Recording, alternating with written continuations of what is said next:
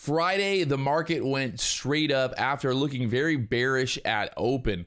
A lot of people got caught short. A lot of people kept trying to short the top, thinking it would finally pull back, and the market ended up going higher and higher all day long. We're gonna break down the move from Friday and talk about some of the key levels and some of the big focuses for Friday to keep us in the trade, to keep us focused on the longs and the idea of the market going higher. Let's get into it.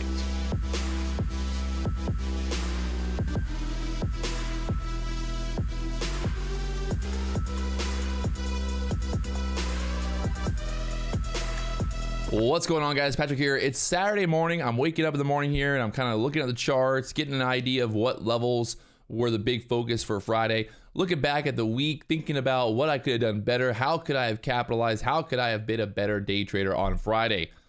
You know, it's always easy in hindsight to look at the past and be like, well, I should have bought at the bottom. I should have sold at the top.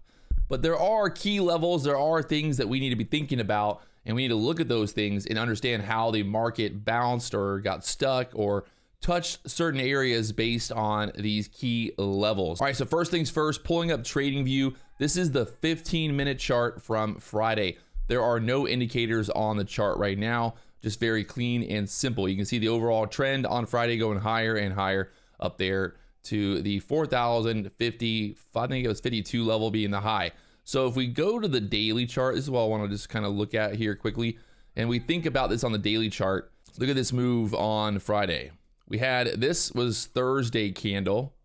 So we had a little bounce back on Thursday, and you're thinking if we get above that high from Thursday, well, there's really a pretty good breakout setup here for breaking out of this downward trend. We had kind of a double, I wouldn't say a double bottom, but we had support down here at the 40s. We were holding, we kept closing above that 40 level. We got the push. So the high on that daily candle right there was 3,995, and you'll see how that reacts on the chart here in a second. But very key level to get above that daily high on that previous day being Thursday, and then expecting a continuation push here on Friday because of that breakout, this overall downward trend. I talked about this on the live stream, that daily setup here, because when we couldn't move down, we couldn't go to the downside here. It's like, okay, well, we're obviously going to pop to the upside and get that big move up there. So a lot of people were very bearish, I think, on Friday, thinking that this was going to get stuck right there and continue the trend lower.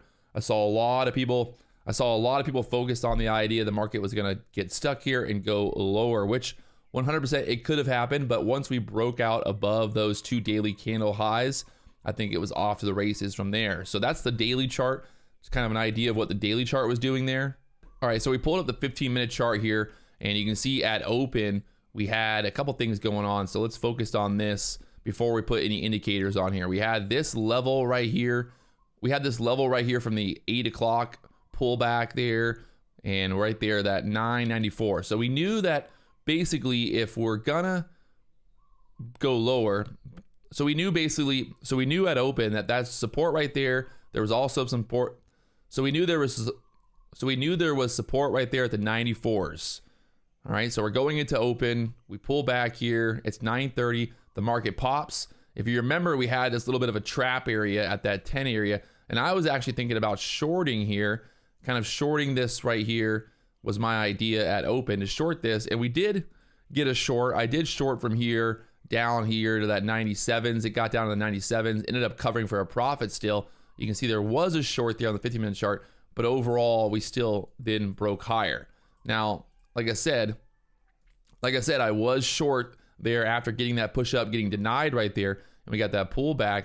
But after we held, we held that 8 o'clock low, and then we held this low. Well, then it's okay. There's a very good chance that we're going to break out here. Remember, that 3,995 area is the previous day high, right? That was the high from Thursday.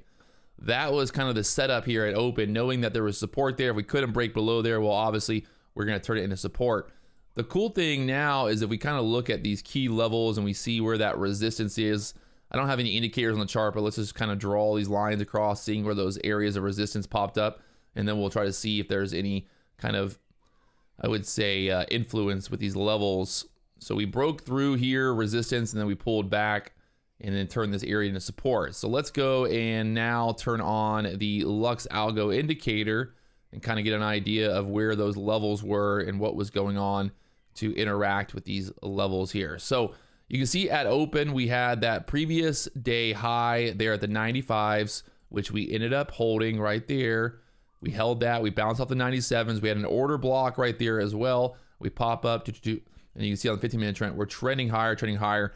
So then we got through this level right here. That resistance was the Monday high. So that was Monday's high that we got stuck at, which is interesting because let's get rid of these lines now. We push up here. We get stuck at Monday high. We pull back. We find the trend. We then push up. We get the fair value gap. We then push again. Remember, we have pivot points. So on the pivot points, we had a 11 pivot point here. There was a pivot at the 4,011 on that right there. So that pivot point was resistance. It then turned into support there.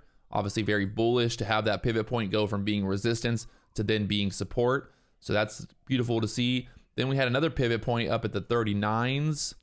So the next pivot point was up here at 39.40 area.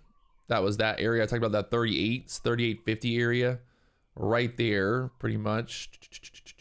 So right there, another pivot point acting as resistance. And then once we got above that pivot point, we then moved up there to the highs, up there to the 50s. So focusing on the key levels here, what do we think about? Overall, we had that previous day high, that 95 area being the support, turning into support there at open, so very bullish. Now we're pushing up there. And then we got that pivot point there at the 4,011. We did get stuck there at 9 o'clock. We pulled back. We then pushed up there, got stuck, and then made the move higher, turning it into support. So I would say it's very bullish when we see those pivot points that were previously being resistance turning into support. You get a pivot point going from being resistance to turning into support, very bullish, right? And then again, that pivot point there at the 38s. We talked about that move multiple times here on the stream on Friday from that 12 area up there to the 38s. We were actually long right here at the 18s. Was the big move for me from the 18s up there to the 38s, and then that move higher there. Stuck there at the 22s, but look at the 1 minute chart, having those traps down there, holding above that pivot point, obviously very bearish, obviously very bullish. So I ended up jumping in here when we started pushing back up. I had my stop basically here at the 17 level, and you can see it ended up holding here on the day I had my stop there at the 17s. It ended up holding. I was long from the 18s. So I was long from the 18s here. You can see we held that 17 area. We talked about this on the stream. I was like, hey, as long as this area pretty much holds, 16, 17 area holds, we're going to get this push up. And you can see we had multiple attempts of pushing through there, multiple attempts of pushing through that 22 area before finally pushing up there all the way to the 38s. It got 38s right there on the 1 minute chart. So I finally took profit there, I think 31, 32s, and then we pushed all the way up there to 38s. And that was that big breakout move there on Friday that we really, I think, capitalized off the most, was this move from the 18s up there to the 38s. Again, you can see that pivot point turning into support right here. Once we get those pivot points turning into support, obviously very bullish, and then getting that move higher. So really no reason to be shorting. After this move here, everything after that was bullish. We held that pre-market kind of low area, that 8 o'clock, 9:30 low there. We pulled back, and that was what we're looking for in terms of being bullish and then making that move higher. So I think after that big move in the morning, it was pretty much nothing but a long opportunity. If you look here at the 3 minute chart, you can see what was the big focus there at open, that VWAP. Look at the VWAP holding. That white line was the VWAP. We bounced perfectly there off the VWAP. Guys, I tell you all the time to make sure you have the VWAP on your charts. You can see the MACD was bullish after that. We then rallied up here to pretty much 21. So from the low down there, getting that MACD cross, getting back above the 21 EMA, you got from the 05s up there to the 23s. And then later on, we really got some better moves for this overall setup. Sometimes I talk about this idea of getting these like breakouts like this, but sometimes you also get these types of bigger breakouts where, let's say, the market is holding here at this level. We're putting in kind of higher lows. We're trending higher. This kind of turned into that next breakout. We get the MACD to be bullish here. The MACD gets bullish right there. We break out, and then we run up here to the 31. So from the 20s to the 31s, you get 10 points. And then another setup here for the breakout. I would say, again, basically breaking out there. Another 10 points, and again, another breakout right there, just drawing lines all over the place. But another breakout there on the 3-minute chart. We were holding the 21, the 80 EMA. This is exactly the strategy that we talk about in the Market Flow Trader community, the course. It's all explained in the course. So if you guys want to learn more, there's a link down below to sign up today. But this is pretty much like the most beginner, simple strategy that you could use. Using these 3 EMAs with the VWAP and the pivot points.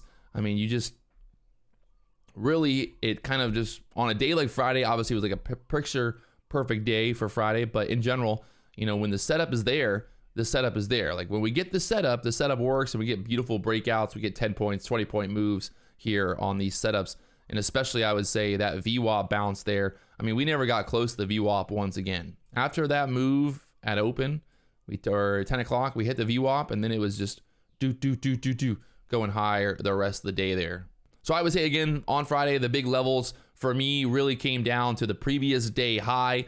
You got the pivot points, the VWAP. You saw on the 3-minute chart the overall strategy, the EMAs fanning out there, perfectly holding there, going higher. So that was beautiful. The VWAP, very powerful. The previous day high, very powerful.